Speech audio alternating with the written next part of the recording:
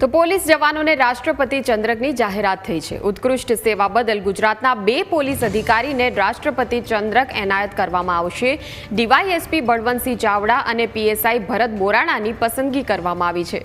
ગુજરાત પોલીસના 21 કર્મીઓને પ્રશંસનીય સેવા ચંદ્રક મળશે।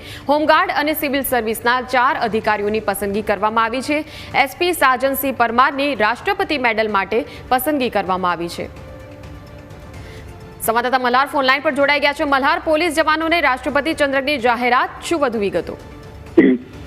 ચોક્કસથી દર વર્ષે 15મી ઓગસ્ટ પૂર્વે જે છે તે રાષ્ટ્રપતિ દ્વારા જે છે તે સમગ્ર દેશના પોલીસ જવાનોને છે તેમણે કરેલી ઉત્તમ કામગીરી બદલ તેમને ચંદ્રક એવોર્ડથી જે છે તે એનાયત કરવામાં આવે છે। જો કે ગુજરાતની વાત કરવા જઈએ તો ગુજરાતે આ વર્ષે 21 મેડલો જે છે ચંદ્ર એનાયત અધિકારીઓને આપવામાં આવે છે। એટલે કે પોલીસની અંદર કામગીરી કરેલા 21 જેટલા અધિકારીઓને જે છે તે આ ચંદ્રક એવોર્ડથી જે છે તે એનાયત કરવામાં આવશે, જેની અંદર એસીબીના ડાયરેક્ટર પિયુષ પટેલને જે છે તે રાષ્ટ્રપતિના હસ્તે જે છે ચંદ્રક એવોર્ડ મળશે। આ ઉપરાંત આઈપીએસ મુકેશ સોલંકીને પણ રાષ્ટ્રપતિના હસ્તે જે ચંદ્રક એવોર્ડ જે છે તે મળશે।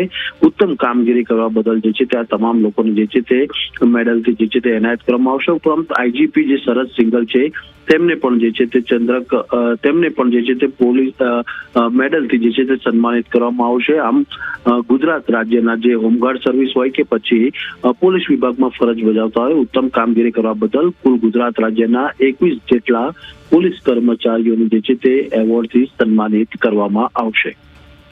મલ્હાર, સમગ્ર માહિતી બદલ